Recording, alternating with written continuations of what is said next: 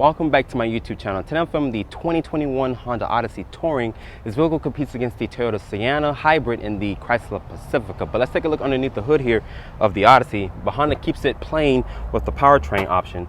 It still has the company's 3.5 liter V6, which makes 280 horsepower, 262 pound-feet of torque, and is paired with a 10-speed automatic transmission designed by Honda. As the Odyssey sits, it weighs around 4,300 pounds, and you can tow 3,500 pounds properly equipped. Fuel economy for the Odyssey is rated at 19 in the city, 28 on the highway, and 22 combined. But closing the hood here, my tester is painted in this deep scarlet exterior color, which is a $395 charge.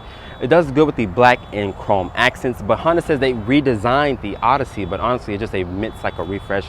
They gave it full LED headlights as standard equipment with an LED daytime running light, incandescent turn signals with LED fog lights. There's front parking sensors, and honestly, like I mentioned, this deep scarlet exterior color looks really good on my tester. As you guys can see, they even restyled the front fascia here compared to the 2020 Odyssey. But let's look at the side profile of the Honda Odyssey. Looking at the side profile of the Honda Odyssey, starting with these tires and wheels, these are a 235/55 width tire. They're wrapped in this 19-inch rim design with this alloy finish. These are Bridgestone tires, so they're pretty good tires on the market. The 19-inch rim is going to come standard on the Elite and also on the Touring trim, which my tester is the actual Touring trim, like I mentioned. There's this LED side marker here on the mirror cap with a standard sunroof. Honda doesn't offer a panoramic sunroof just yet. The wheelbase for the Odyssey is 118.1 inches with an overall length of 205.2. There's this floating roof design here, but honestly, I do like the side profile of this minivan. But let's take a look at the rear of the Honda Odyssey. At the rear of the Odyssey, there's this rear spoiler here on top, this rear wiper to keep that rear glass clean. These taillights are going to be an LED combination with an incandescent turn signal, with an incandescent reverse light, and an LED brake light. There's this black painted trim here, the Honda emblem, the Odyssey badge there, and the Touring badge here to signify what trim level you have. There's rear parking sensors, and there's a standard backup camera and LED lights for your tag. Open up the cargo back here. This power liftgate opens a little slow, honestly. With all seats folded up, Honda says you get around 32.8 cubic feet of space. When you fold everything down, you get 144.9 cubic feet of space. That's matching the same cargo capacity as the all-new redesigned Chevy Suburban. There's a 12-volt back here, and my tester is missing the vacuum that you get, so just in case your kids waste any crumbs or any snacks and whatnot, you can just vacuum that up. But Honda says you cannot vacuum up actual liquid, so keep that in mind just in case you want to vacuum up some stuff. So after showing you guys some of the exterior changes that Honda has made to the Odyssey, let's take a look at the interior here. It feels like the same Odyssey that I showed you guys a couple months ago, but closing the door here, the door sounds nice and solid. But to start up the Odyssey, put your foot on the brake and press the start stop button here. You see the gauge will do a nice sweep. The materials here are going to be a nice soft touch material. This black painted door handle, two-person memory seat. It is one touch up, one touch down for windows. A nice grab handle here, a nice area to rest your elbows, some storage, cup holders and whatnot. Electronic parking brake, brake hold. Your hood latch is going to be down here. These two buttons here, these two buttons here are for the rear sliding doors. You can turn it on or off just in case your kids are back there. You don't want to open the doors. A trunk release, stability control, and this button here is for the Honda sensing, which rolls in the road departure mitigation, blind spot monitoring, and collision mitigation as well, with low speed follow.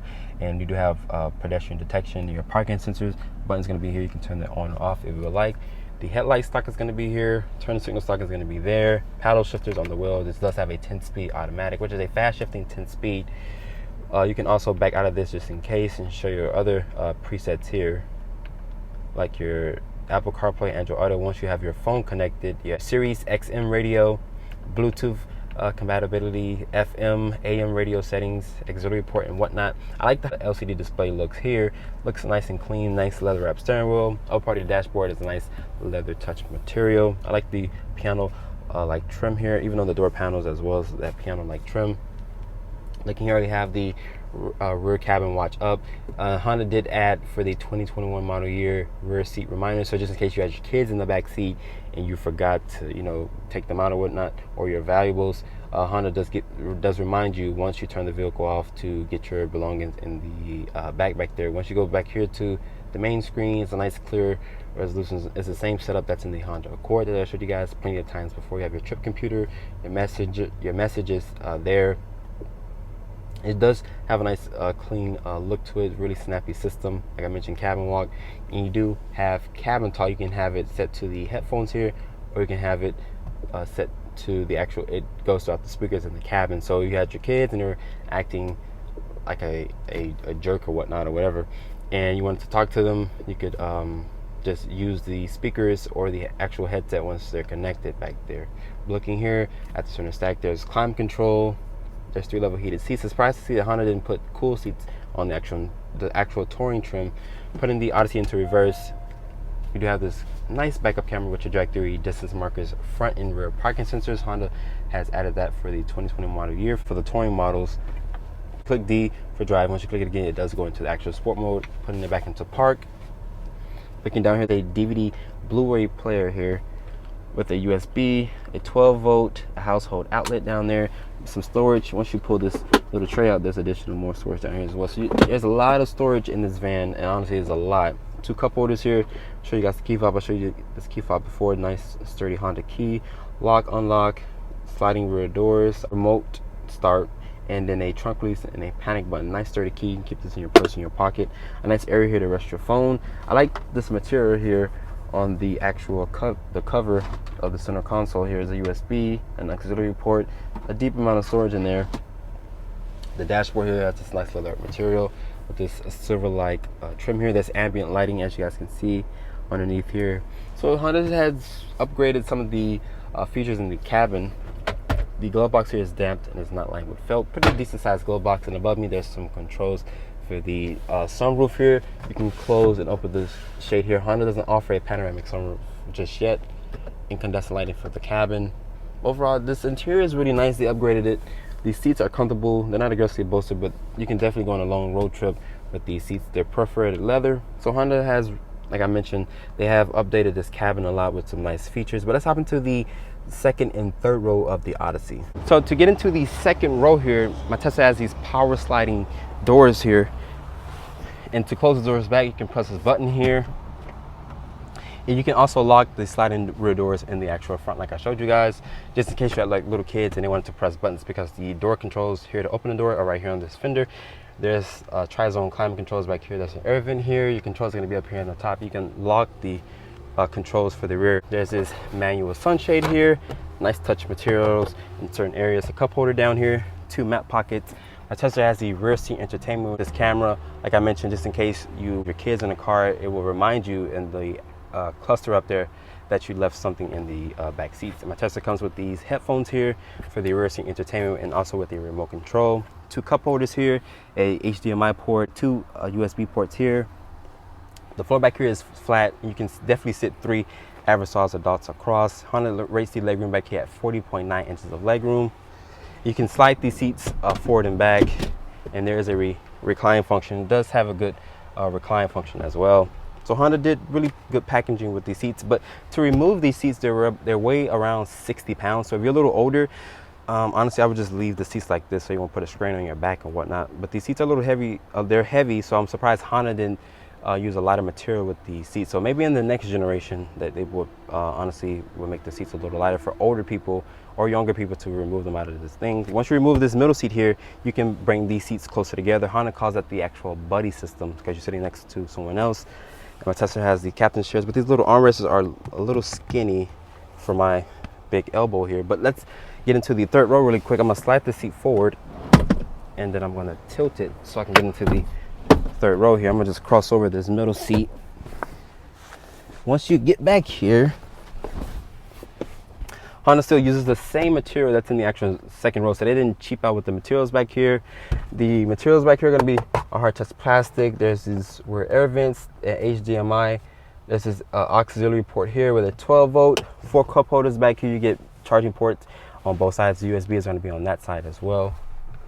There's a manual sunshade, just like in the front that I showed you guys there. But let's take the Odyssey out and see how it performs with that 3.5 liter V6. So starting off in the 2021 Honda Odyssey, my Tesla has the 3.5 liter V6, which makes 280 horsepower and 262 pound-feet of torque, and is paired with a 10-speed automatic transmission designed by Honda.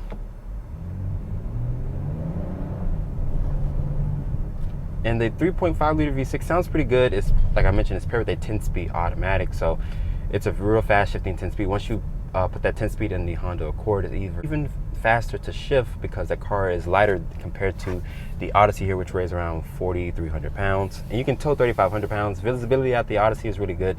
The mirrors are mounted to the doors, so I can look around the actual mirrors here, which is really good. My Tesla comes with Honda's safety sense, which is updated, which includes pedestrian detection, blind spot monitoring, rear cross traffic alert, forward collision warning, adaptive cruise control with low speed follow. So I tested that system in the Honda Accord, and it's a really good driver's assistance, especially when you're in that long hour traffic and you're bumper to bumper.